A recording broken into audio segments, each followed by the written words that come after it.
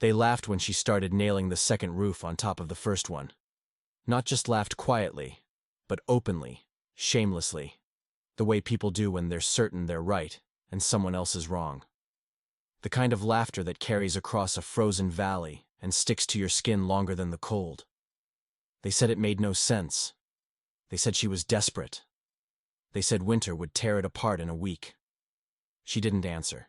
She kept working. Her name was Eleanor Price, and she had been alone for longer than anyone seemed to remember.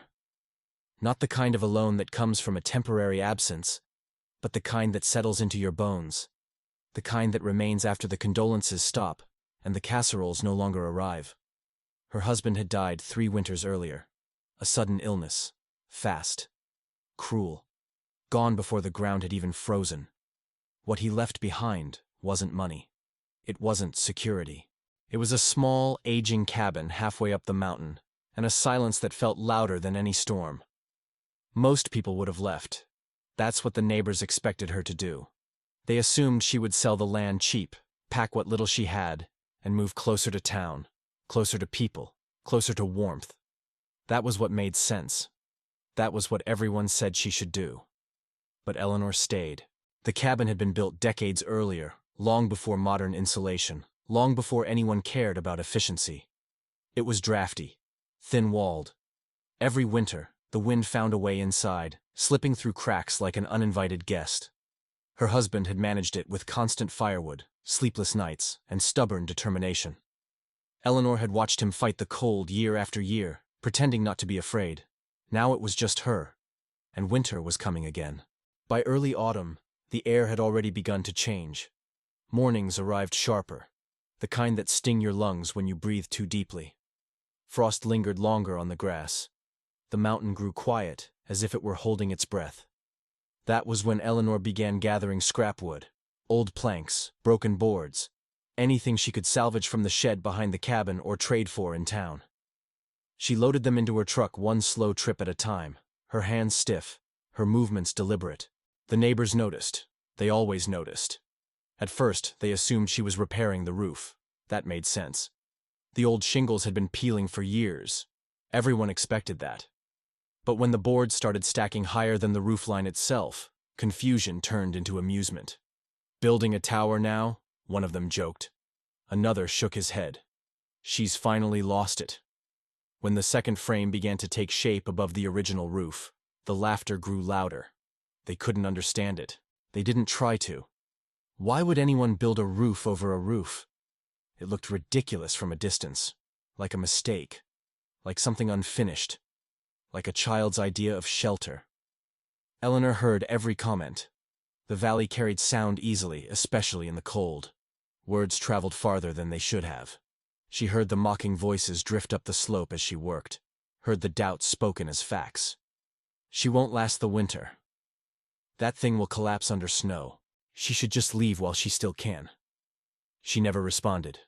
Not because she didn't feel it, but because she did. Every word landed somewhere inside her. Every laugh reminded her of how alone she truly was. But it also reminded her of something else, something she had learned long before she ever set foot on that mountain. People laugh at what they don't understand, especially when it challenges what they believe. Eleanor wasn't building the second roof to impress anyone. She was building it because she remembered something her grandmother had once told her, back when winters were harsher and resources were scarce. A lesson passed down quietly, without diagrams or measurements, the way real knowledge often is. Air, when trapped, becomes insulation. Still air, even more so. She wasn't trying to make the cabin stronger. She was trying to make it smarter. By mid-October, the frame was complete. 2 roofs, separated by a narrow gap, sealed carefully to keep the wind from rushing through. It wasn't pretty. It wasn't symmetrical. But it was deliberate. When the first snow came early that year, thin and deceptive, the comments grew sharper. "You'll regret that when the real storm hits." Eleanor stood on her porch that night, watching the flakes drift down slowly, quietly. She pulled her coat tighter around herself and listened to the sound of snow landing on wood instead of tin. Above her head, the space between the roofs held still. Inside the cabin, the air felt different already. Not warm. Not yet. but calmer. November arrived without warning. The kind of November that skips the gentle transition and jumps straight into winter. The temperatures dropped fast, faster than anyone expected. The mountain disappeared behind clouds for days at a time. The first real storm hit hard. Winds howled through the valley, bending trees and tearing at anything loose. Snow piled up against doors and windows. Roads disappeared beneath white drifts before the plows could reach them. Eleanor stayed inside. She fed the fire carefully, not too much, not too little. She moved slowly, conserving energy, listening to the storm press against the cabin from all sides. Above her, the second roof took the hit. Wind rushed over it, around it, but didn't reach the inner structure the way it always had before. The old cabin, sheltered beneath its strange new crown, stood quieter than it ever had. That night, as the storm raged on, Eleanor wrapped herself in a blanket and waited. She waited for the familiar cold to creep in, for the walls to bleed heat, for the floor to turn numb beneath her feet. It didn't. The temperature dropped outside, far below what was considered safe, the kind of cold that punishes mistakes, the kind that exposes weakness without mercy. Inside, the cabin held, not perfectly, not comfortably, but enough. Enough to survive. The next morning, Eleanor stepped outside to a landscape transformed. Snow lay thick across the valley, untouched and heavy. Smoke rose from chimneys below, thin and desperate. She noticed something else, too. Footprints. They stopped at the edge of her property. Someone had come close in the night, close enough to see her cabin standing while others struggled. Close enough to notice that the snow on her roof hadn't melted unevenly, close enough to wonder. She didn't follow the tracks. She went back inside. Winter had only just begun. She knew the mountain well enough to understand that surviving the first storm didn't mean victory. It only meant the test had begun. December crept in slowly, stretching the days thinner and the nights longer. The sun seemed reluctant to climb over the peaks, and when it did, it offered little warmth before sinking back into shadow. Snow became constant, not dramatic, but relentless, a quiet pressure that accumulated hour by hour. Eleanor adjusted to a new rhythm. She woke before dawn, fed the fire, checked the seals around the windows and doors, listened to the sounds of the cabin. She had learned to recognize every creak, every groan of wood contracting under cold. Those sounds no longer frightened her. They informed her. Outside, the valley struggled. Generators failed, pipes froze, roads closed for days at a time. The neighbors who had laughed now spent their time hauling extra firewood, patching walls with plastic sheets, improvising solutions in desperation. Eleanor watched none of it directly, but the mountain carried stories. She heard them when she drove down once a week to collect supplies. Conversations stopped when she entered the small store. Not out of hostility, out of curiosity. People glanced at her boots, her coat, her calm expression. "You holding up all right?" someone finally asked. She nodded. "I am." No explanations. No satisfaction. Just truth. By mid-December, the temperatures plunged lower than anyone could remember. Old-timers shook their heads and muttered about winters they thought were long gone. Weather radios crackled with warnings that sounded almost unreal. -30. Then worse. The kind of cold that makes the air itself feel brittle. Eleanor prepared quietly. She stacked firewood higher. She cooked in advance, filling jars and containers so she wouldn't have to waste energy later. She sealed every gap she could find, even the ones most people would never notice. And every night, as she lay in bed, she listened. The wind screamed over the second roof, tearing at it, testing it. Snow piled thick on top, heavy enough that others worried it might collapse. It didn't. The gap between the roofs stayed still, unmoving, trapping air the way Eleanor had hoped it would. The inner roof remained dry. Warmth lingered longer after the fire died down. It wasn't comfort. It was survival. One evening, just before Christmas, the power went out across the valley. It didn't matter to Eleanor. She had lived without electricity long enough to know how to adapt. She lit lanterns, adjusted the fire, settled into the silence. Below her, panic spread. Phones lost signal. Roads vanished under drifting snow. People who had mocked her choices now faced the mountain with fear instead of confidence. That night, a storm unlike any before it arrived. The sky turned an unnatural color, heavy and dark, as if pressed down by the weight of what was coming. Wind rose suddenly, violently, slamming into the side of the mountain with no warning. Trees snapped. Snow moved sideways. The blizzard erased everything familiar.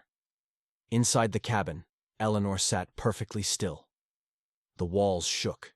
The outer roof groaned under the pressure. Snow hammered against it, piling higher, compacting into a heavy blanket. She closed her eyes and focused on her breathing. Slow, steady. The fire burned low but steady, its heat lingering far longer than it ever had in previous winters.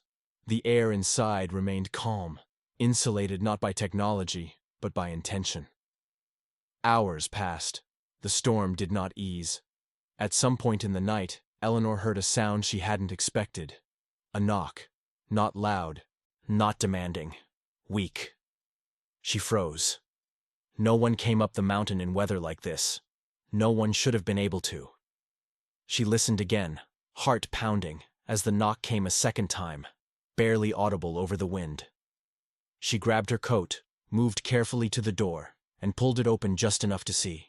A man stood there, hunched against the cold, his face pale, eyes wide with fear and exhaustion. One of the neighbors, one of the ones who had laughed the loudest. His truck had died halfway up the road. He had tried to walk back down. The wind had pushed him sideways. He hadn't known where else to go. She didn't hesitate. She pulled him inside, shut the door, wrapped him in blankets, sat him near the fire. She said nothing about the roof, nothing about the jokes. She didn't need to. He felt the warmth immediately, not just from the fire, but from the way the cabin held it, the way the cold seemed unable to reach them the way it reached everywhere else. He stared around in disbelief. "How?" he finally whispered. Eleanor shrugged. "I planned." He stayed the night. By morning, the storm had eased just enough for him to leave safely. He thanked her with a quiet intensity, his earlier certainty completely gone. Word spread after that, not loudly, not dramatically, just quietly, the way real truths always do. People noticed which chimneys still smoked steadily, which cabins didn't sag under the weight of snow, which windows weren't rimmed with ice from the inside. They noticed Eleanor's cabin standing unchanged. The laughter stopped.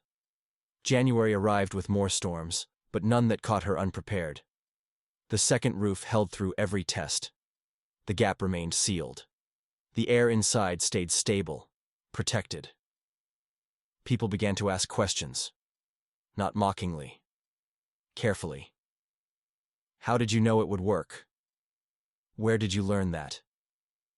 Would you do it again?" Eleanor answered simply, "I listened to what winter does, and I worked with it instead of against it." She didn't offer instructions. She didn't preach. She didn't need to. The mountain had already taught its lesson. By February, the cold began to loosen its grip, just slightly. The sun lingered a little longer each day. Icicles dripped slowly from eaves. The valley exhaled. Eleanor stood outside one afternoon, looking at the second roof, now weathered, scarred, proven. It still wasn't pretty. It never would be. But it had done exactly what it was meant to do. It had kept her alive. She thought of her husband then, of the winters they had endured together, of how he would have smiled at the sight of it, laughed softly, not in mockery, but in appreciation. She hadn't built it to prove anyone wrong. She had built it because she wanted to live. And that, she realized, was reason enough. Winter doesn't arrive all at once. It creeps in. It settles into the bones first, then into the walls, then into the silence. By the time the snow began to fall without pause, I had already learned not to trust the sky. The cabin stood the same as it always had, crooked, modest, stitched together by years of necessity and stubborn hope. But winter changes how a place breathes. The logs tighten, the floorboards complain. Even the fire sounds different, as if it knows it will be asked to work harder. I woke before dawn, as I often did now. Not because I wanted to, but because worry doesn't sleep. The cold had sharpened overnight. I could feel it even beneath the blankets, pressing in from every direction. I reached for the lantern, careful not to wake her. She was curled into herself beside me, knees drawn up, breath slow and even. Her hair spilled across the pillow like a question I didn't yet have the answer to. I watched her for a moment longer than I should have. Then I rose. The dog lifted his head at once, tail thumping softly against the floor. He never barked in the mornings anymore. He understood silence the way only creatures who have known fear do. "Easy," I whispered. He followed me to the hearth, nails clicking gently. I fed the fire, coaxing it back to life, listening as the room warmed by degrees. Outside, the wind combed through the trees with long, deliberate fingers. Snow fell without urgency, as if it had all the time in the world. I stepped outside just long enough to check the woodpile. The path was already half erased. I tightened my coat, breath clouding the air, and worked quickly. The logs were heavy, rough against my gloves. Every movement burned in my arms, but pain had become familiar. Pain, at least, could be measured. Fear could not. From where I stood, I could see the faint outline of the road, the one that hadn't been cleared in weeks. Beyond it, the other houses sat quiet and distant, smoke thin or non-existent. They had laughed when I built this place. Not out loud. Never that. But laughter has many shapes. It was in the looks they exchanged when they thought I wasn't watching. In the way conversations stopped when I approached. In the polite questions that carried no curiosity, only judgment. A woman alone. A child. A cabin that small. They didn't say it wouldn't last. They didn't have to. Inside again, I barred the door and leaned against it for a moment, listening. Nothing. Just the fire. The dog's breathing. The weight of another day beginning. She stirred as I poured water into the kettle.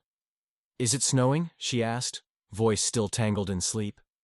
"Yes," I said gently, "but it's the quiet kind." She sat up slowly, wrapping the blanket around her shoulders. "Does that mean it's safe?" I hesitated. "As safe as it can be." She accepted that answer the way children sometimes do. Not because it satisfies them, but because they sense when there isn't a better one.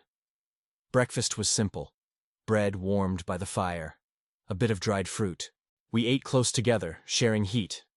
The dog positioned himself between us and the door, eyes half closed, ears alert. Afterward, she helped me stack the smaller logs inside. She took the task seriously, arranging them with careful hands. "Do you think they remember us?" she asked suddenly. "Who?" "The people on the road." I paused. "I think they do," I said. "Even if they pretend not to." She nodded. "They never wave." "No," I agreed. "They don't." She thought about that for a moment, then said, "Maybe they're cold." I smiled despite myself. "Maybe," I said. The storm deepened by afternoon. Snow piled against the windows, softening the light until the world beyond the glass looked unreal, like a painting left unfinished. I mended a tear in her coat while she read aloud in a quiet voice, stumbling over long words, correcting herself with determination. Every so often, the wind howled hard enough to make the cabin shudder. She would glance up at me then, and I would nod. "We're all right." I repeated it so often it became a spell. As night approached, the temperature dropped sharply. The fire demanded constant attention. I rationed the wood carefully, counting in my head, measuring the hours. The dog whined once, low and uncertain. "What is it?" she asked. "He hears something," I said. I listened. At first, there was nothing. Then, faint, almost imperceptible, a sound carried on the wind. Not an animal, not the trees, a voice, or maybe more than one. I held up a hand, signaling silence. The dog rose to his feet, body tense. The sound faded. "Was that someone?" she whispered. "Probably the wind," I said, though I didn't believe it. I bolted the shutters anyway. That night, sleep came in fragments. I dreamed of knocking that never stopped, of doors that wouldn't open, of hands pressed against glass, leaving no warmth behind. When morning came, the world had changed. Snow lay thick and heavy, reshaping everything it touched. The road was gone. The fence lines vanished. Even the trees looked unfamiliar, bent beneath white weight. The sky hung low and gray. I stepped outside, boots sinking deep, and felt the sharp certainty settle in my chest. No one was coming. We would be on our own. Again. Days blurred together after that. We measured time by firewood and light, by the dog's restlessness, by the way the cold crept further inside no matter how carefully I sealed the gaps. I taught her how to listen, to the wind, to the cabin, to silence itself. "This place speaks," I told her one evening. "You just have to hear it." "What does it say?" she asked. "That it's still standing," I said. "And so are we." She smiled at that. Outside, the storm worsened. I noticed movement on the road on the third day, or what used to be the road. A shadow where there shouldn't have been one. I watched from the window until my eyes ached. Nothing came closer. But I knew. They were watching now. On the fourth night, the dog growled low in his throat, staring at the door. I rose slowly, lantern in hand. The knocking came softly, almost polite. I froze. She clutched my sleeve. "Don't open it," she whispered. I didn't answer. The knock came again, harder this time, desperate. "Please," a voice called through the door. "Please, we need help." I closed my eyes. This was the moment they never imagined. Not when they looked past me. Not when they measured my walls. Not when they decided what I could and couldn't survive. I placed the lantern on the table and rested my hand on the bolt. The dog pressed against my leg, steady and warm. I didn't open the door, not yet. Instead, I spoke. "Who is it?" I called. A pause. Then, "We're from the road, the storm, our heat." Another voice interrupted, urgent, afraid. "We'll freeze out here." I felt her grip tighten. "How many?" I asked. "3," came the answer. "2 men and—" He hesitated. "A woman." I swallowed. The silence stretched. Snow whispered against the door. Finally, I said, "Step back." There was confusion, shuffling, muffled conversation. I slid the shutter open just enough to see. They stood hunched and exhausted, faces red from cold, eyes wide with something that looked very much like disbelief. They hadn't expected me to answer. They hadn't expected the light. They certainly hadn't expected to need me. I closed the shutter again and leaned my forehead against the door. Inside, the fire crackled. The child waited. The dog watched. And for the first time since winter began, the cold felt different. Not stronger, just louder. I knew then that nothing beyond this door would ever be the same. Not for them. Not for us.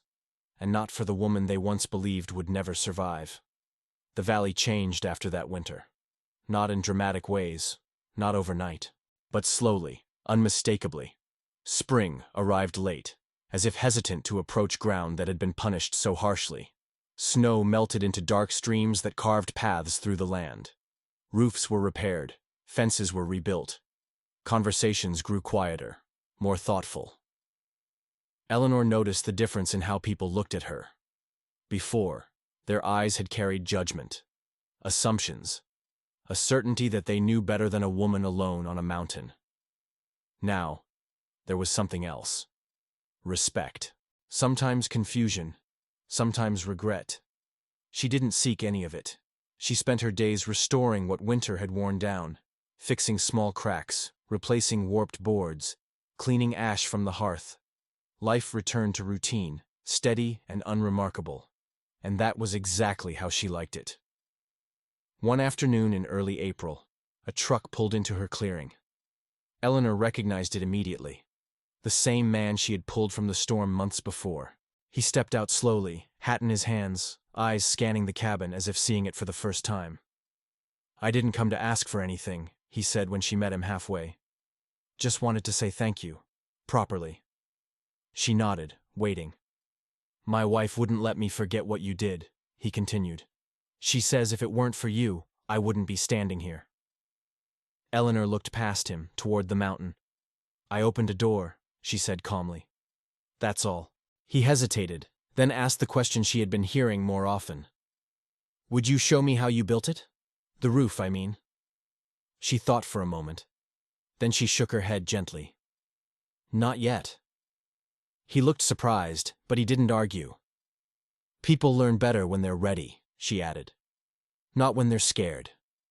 He smiled, embarrassed, and thanked her again before leaving. That summer, something unexpected happened. Others began to build. Not copies of her roof. Not exact replicas, but adaptations, double walls, covered gaps, windbreaks, small changes, inspired not by her explanations, but by memory. By the image of one cabin standing when others failed. Eleanor watched from a distance.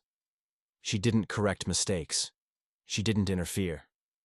She knew the mountain would do that for her, and it did. By the next winter, fewer chimneys smoked frantically. Fires burned more evenly. Cabins held their warmth longer. People prepared differently, with less bravado and more humility. The judgment she once carried faded into something quieter. Acceptance. One evening, as the first snow of the new season began to fall, Eleanor sat by the fire, listening to the familiar hush that only winter brings. She felt no fear, no tension, only readiness. She ran her hand along the wall, feeling the steady warmth beneath her palm. The roof above her remained silent, unbothered by the wind beginning to rise. Outside, the mountain watched, and this time, it didn't need to teach the same lesson twice. Eleanor closed her eyes, letting the fire crackle low, the cabin breathing gently around her. She had been judged. She had been doubted. She had been laughed at. And she had survived. Not by proving anyone wrong, but by trusting herself when no one else would. That was the quiet truth the mountain had given her, and it was enough.